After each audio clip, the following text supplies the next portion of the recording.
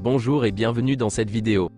Je vais vous présenter l'actualité du Barça aujourd'hui, en ce mardi 30 avril 2024. Si vous êtes nouveau sur la chaîne, ici je parle généralement de l'actualité du Barça. Donc n'hésite pas à t'abonner, et appuyer sur le bouton j'aime et un commentaire pour le référencement, et ainsi me soutenir.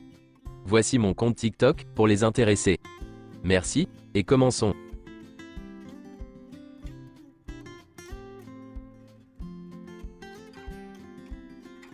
Hier le Barça s'est imposé contre Valence, sur un score de 4-2, avec un but de Fermín López et un triplé Robert Lewandowski. Il a évidemment été l'homme du match. Voici quelques déclarations de Xavi après la rencontre. Nous n'avons pas été bons sur les coups de pied arrêtés. Nous leur avons permis de prendre l'avantage. Nous avons été bons, mais les erreurs individuelles nous ont encore coûté cher. Nous n'avons pas été bons sur les coups de pied arrêtés, un point sur lequel nous avons travaillé. D'une manière générale, je suis satisfait de notre match, mais nous devons améliorer notre calme. Je dois revoir le match, mais j'ai l'impression que nous devons être plus calmes. Nous devons faire circuler le ballon d'un côté à l'autre. Fermín a joué un rôle clé dans l'espace entre le milieu de terrain et l'aile.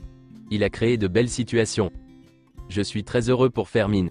C'était un match pour lui en raison de la façon dont Valence joue. Il comprend et occupe très bien l'espace. Il peut combiner et marquer des buts. Araujo a commis une erreur, mais il nous a aussi sauvés à de nombreuses reprises dans différentes situations. Ma décision de rester ? Ma décision de rester est simple. Je me sentais responsable et je pensais qu'il était préférable de me retirer, mais les mois ont passé, et j'ai maintenant confiance en tout. J'ai senti le soutien du club, du président, de Deco et des joueurs. Cela a été fondamental. Le maillot domicile du Barça pour la saison prochaine sera disponible le 20 juin. Tout semble indiquer que Xavi va imposer à Pedri une restriction de minutes pour le reste de la saison, compte tenu des blessures qu'il a subies. Suite à la blessure de Frenkie de Jong, Fermín López jouera un rôle clé dans la dernière ligne droite de la saison. Fermín López a joué 37% des matchs de la Liga cette saison, et a marqué 7 buts, ce qui fait de lui le 5e meilleur buteur du club cette saison. Au départ, le Barça considérait Fermín López comme un atout à vendre pour gagner de l'argent, mais aujourd'hui, il lui fait confiance. Vitor Roque est arrivé au Barça avec un taux de graisse corporelle de 14%, plus élevé que celui des autres joueurs du Barça. Cependant, après une période d'entraînement intense, il a réussi à le réduire à 9%, le niveau idéal pour un joueur d'élite. Selon Mundo Deportivo, Vitor Roque ne pense qu'à avoir des opportunités dans cette dernière partie de la saison, et une certaine continuité pour pouvoir prouver qu'il peut rester. Dans un sondage Mundo Deportivo, 55,47% des supporters du Barça estiment que Vitor Roque devrait rester au club la saison prochaine, les autres pensant qu'il devrait être prêté.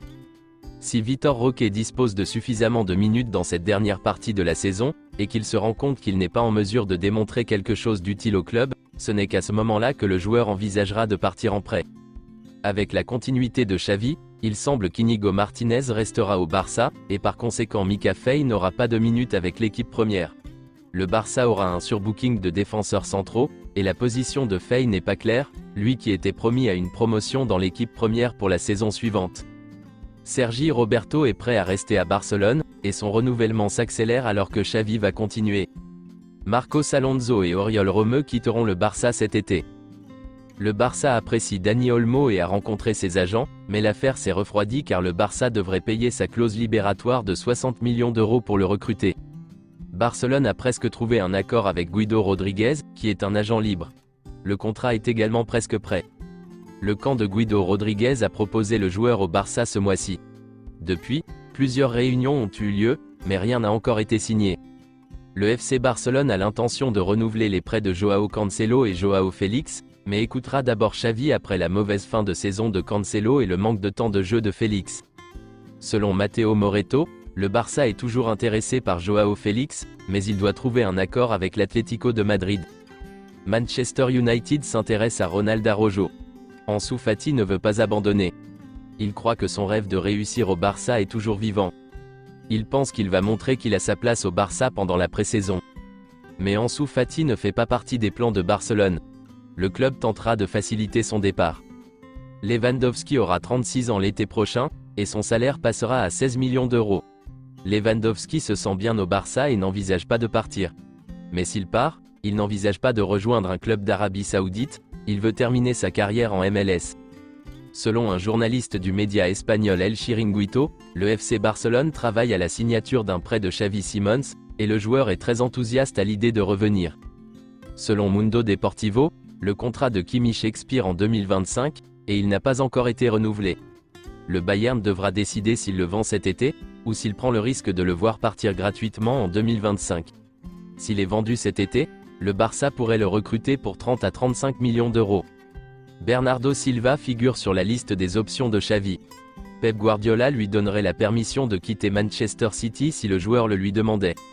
Le Barça doit vendre un joueur de premier plan pour signer Bernardo Silva. Les joueurs susceptibles de partir sont Araujo, De Jong ou Rafinha. Si Araujo, Frenkie de Jong ou Rafinha sont vendus pour signer Bernardo Silva, le Barça devra également signer un autre joueur pour couvrir le départ de l'un de ces trois joueurs. Le salaire plus l'amortissement de Bernardo Silva coûte environ 25 millions d'euros par an. Seule la vente de Frenkie de Jong permettrait de libérer ce montant dans le cadre du fair play financier. Ni Rafinha ni Araujo ne libéreraient ce montant. C'est tout pour aujourd'hui, et merci d'avoir suivi la vidéo.